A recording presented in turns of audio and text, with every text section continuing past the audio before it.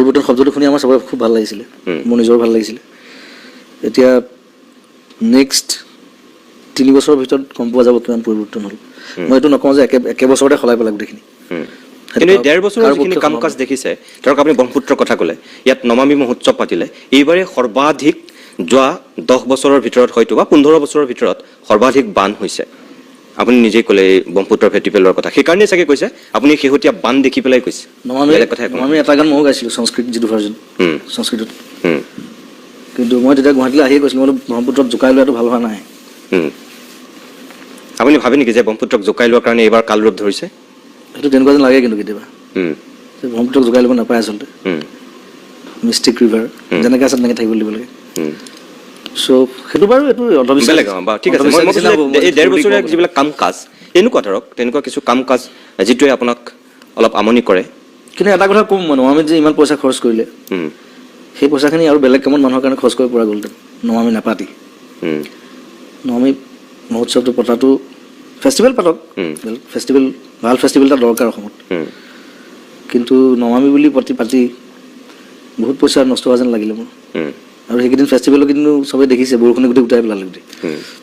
ৰাজ্য চৰকাৰে 22খনকৈ কলেজ দীনদয়ালৰ নামত পাতিব বিচাৰিছে, সিদ্ধান্ত লৈছে, আপুনি সমৰ্থন কৰে?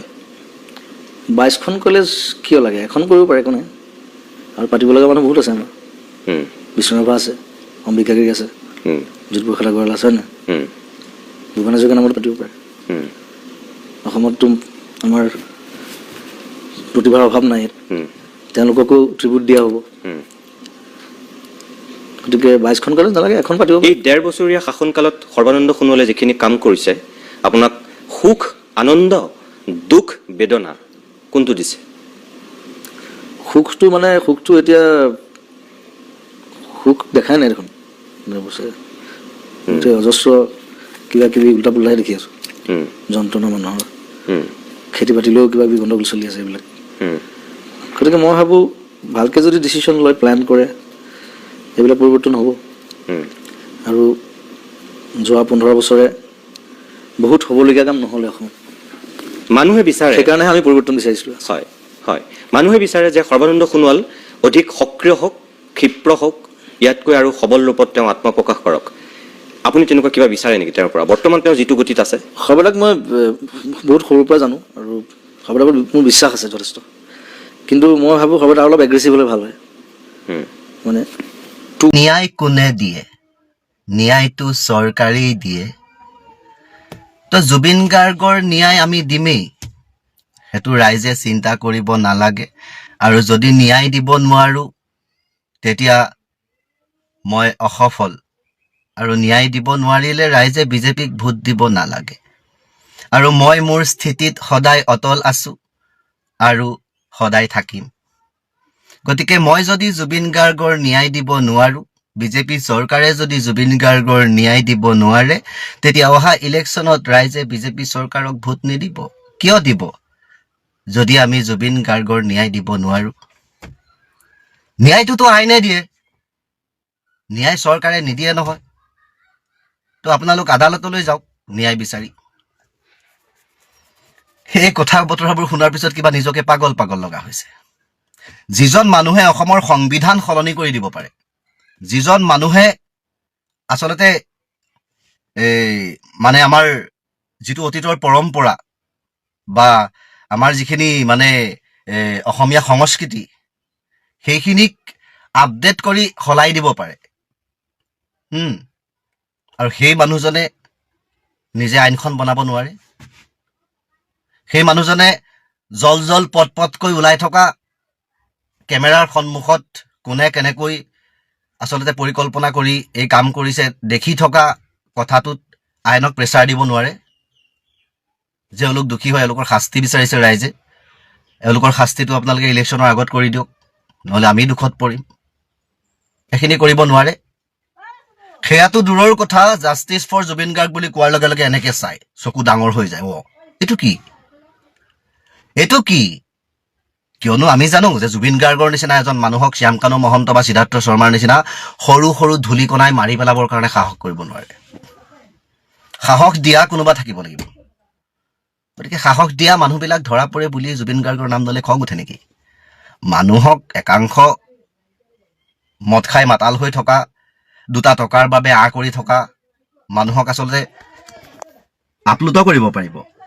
মিঠা মিঠা কথাৰে এটা কথাকে দীঘল কৰি আচলতে 1 মিনিটত শেষ হোৱা কথা 10 মিনিটেৰে কৈ মানুহক মিঠা মিঠা লেহেন লগাই বুদ্ধিৰে নোৱাৰিলে বলেৰে, চলেৰে নোৱাৰিলে বলেৰে মানুহক কালিনে পৰহি দেখিছোঁ ক'ৰ এজন কংগ্ৰেছৰ হ'বলগীয়া বিধায়ক কি ছেত্ৰী আপোনাৰ দলৰেই কোনোবা গুণ্ডা বাহিনীয়ে মাৰি এনেকৈ ফ্লেট কৰি পেলাই দিছে।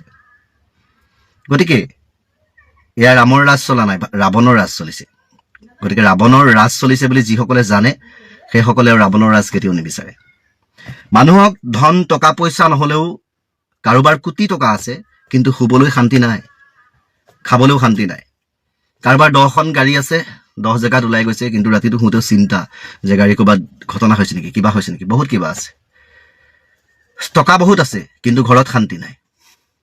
আৰু ধৰ্মই কয় যে আপোনাৰ শৰীৰত খাবৰ কাৰণে আপুনি কষ্ট কৰি খাওক, কিন্তু কাৰোৰ পৰা মাগনা এটকা লৈ যদি খাই দিয়ে আপোনাৰ সেই এটকাৰ খাদ্যটোৱে কিন্তু আপোনাৰ গোটেই শৰীৰটো নষ্ট কৰি দিব।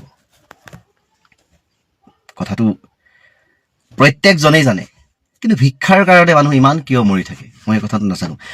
এটা কথা জানিব, এই আঁচনিবোৰত ধন দি পেলাই আচলতে আমাৰ অসমীয়া জাতিটোক কি বুজোৱা হৈছে যে মোৰ জাতিটো হ'ল ভিক্ষাৰী, মই কেইটামান টকা দি দিলে জুবিন গাৰ্গৰ নিচিনা এজন মহামানৱৰো হত্যা পাহৰি যায় মোৰ জাতিটোৱে।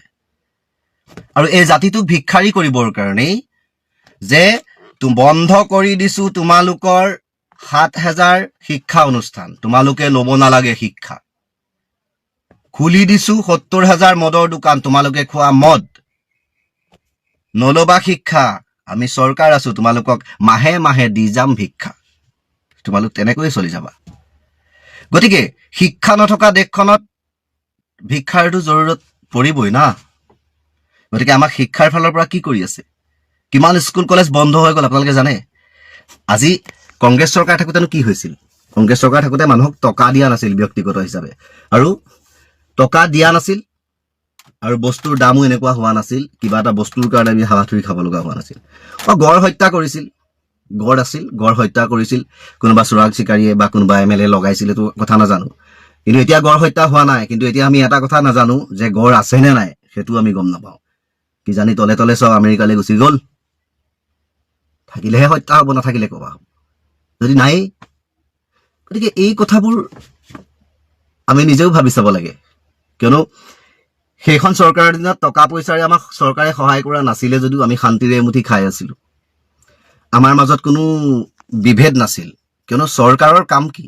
চৰকাৰৰ কাম হৈছে দেশৰ জনতাৰ খবৰ ৰখা, দেশৰ উন্নতিৰ হিতাৰ্থে চিন্তা কৰা, আৰু দেশখন কেনেকৈ আগুৱাই লৈ যাওঁ, দেশৰ জনসাধাৰণৰ মাজত কেনেকৈ মহব্বতৰ সৃষ্টি কৰোঁ, এয়া কৰা। আৰু ধৰ্মৰ কাম হৈছে মৌলবী আৰু পণ্ডিতৰ। গতিকে মই এটা কথাই জানো, যাৰ মুখ্যমন্ত্ৰী বা এখন দেশ চলোৱাৰ অভিজ্ঞতা নাই, টকাৰে মানুহক কিনিব খোজাটো দেশ চলোৱা এজন মুখ্যমন্ত্ৰী বুলি ক'ব নোখোজি। ক'ৰবাত ধাৰ লগাই আনি দেশৰ মানুহক টকা দি দেশৰ মানুহক এলেহুৱা কৰাটো, সেইটো এজন মুখ্যমন্ত্ৰীৰ কাম নহয়। মুখ্যমন্ত্ৰীজনৰ কাম কি হয় যে দেশৰ য'ত ত'ত মাটি পৰি আছে, চৰকাৰী মাটি পৰি আছে, মই 5 বছৰৰ কাৰণে আহিছোঁ, গতিকে 5 বছৰৰ কাৰণে আহিছোঁ, আপোনালোকক কিবা এটা কৰি যাওঁ, কিয়নো যিমানখিনি নিবনুৱা আছে, যিমানখিনি পঢ়া শুনা কৰা ল'ৰা আছে বা ছোৱালী আছে, সকলোকে আমি চাকৰি দিব নোৱাৰোঁ, সিমান কেপাচিটি নাই। গতিকে পুঁজিপতিটো মোৰ অসমত ভাল ভাল ব্যৱসায় বহুত আছে, বহুতৰ টকা আছে। এজনে যদি মিলি পেলাই এটা কোম্পানী খুলিব নোৱাৰে, 4জনে মিলি পেলাই খোলক। বৰুৱা বামুণ গাঁৱৰ এটা চেনী কল বন্ধ হৈ আছে, আপোনালোকে খোলক। জাগিৰোডত পেপাৰ কল বন্ধ হৈ আছে, আপোনালোকে খোলক।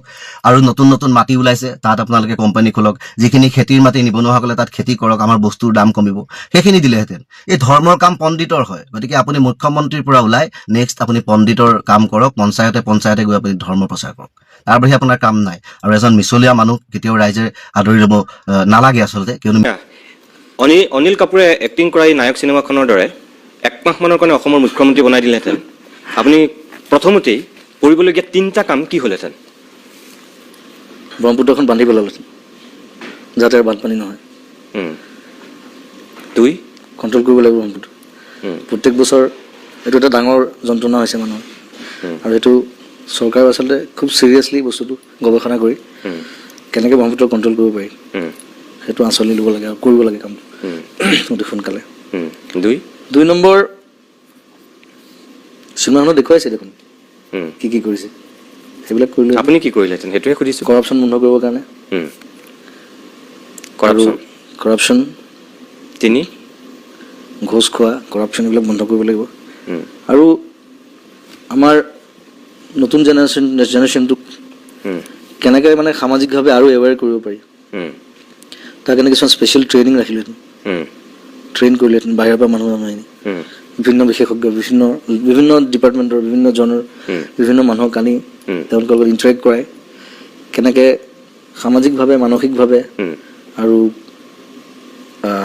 কি বুলি কয় যিটো ডিপাৰ্টমেণ্টত তেওঁলোক স্কিল্ড চব মানুহ বেলেগ বেলেগ ডিপাৰ্টমেণ্টত স্কিল্ড থাকে তো সেইমতে তেওঁলোকক কেনেকৈ আৰু আগুৱাই লৈ যাব পাৰিম সেইটো চেষ্টা কৰিলোহেঁতেন কেতিয়াবা আপোনাৰ চৰকাৰবিলাকৰ কাম কাজ দেখি এনেকুৱা নালাগেনে যে মই এদিন অসমৰ মুখ্যমন্ত্ৰী হৈ যোৱা হ'লে কেতিয়াবা মন যায় শব্দটো মোৰ লগতে আছে কিন্তু মই একেবাৰে নন পলিটিকেল আগতে কৈছোঁ পলিটিক্সত যোৱাৰ মোৰ কোনো ইচ্ছা নাই পলিটিক্সৰ পৰা আঁতৰি থাকিও কেনেকৈ ভাল কাম কৰিব পাৰি সেইটোৱে মোৰ ইচ্ছা বৰ্তমানৰ যিখন চৰকাৰ জাতি মাটি ভেটিৰ কথা কৈ পেলাই শাসনলৈ আহিছিল এটাই শব্দ আছিল পৰিৱৰ্তন চৰকাৰখন আপোনাৰ দৃষ্টিত ঠিকে আছে জাতি মাটি ভেটি সুৰক্ষিত হৈ আছে এতিয়া 1 বছৰ আগতে পৰিৱৰ্তন ৱৰ্ক বেছি মই অন্য চেঞ্চত কোৱা নাই এগ্ৰেশ্যনটো লাগে আৰু মানুহৰ বহুত বেছি এক্সপেক্টেশ্যন আছে সৰ্বদাৰ ওপৰত অকল সৰ্বদা বুলিয়ে নহয় এতিয়া নতুন মিনিষ্টাৰ MLA বহুত য়াং আছে বহুত কাম কৰিব পাৰে আচলতে য়াং ষ্টেজত মিনিষ্টাৰ হৈছে MLA হৈছে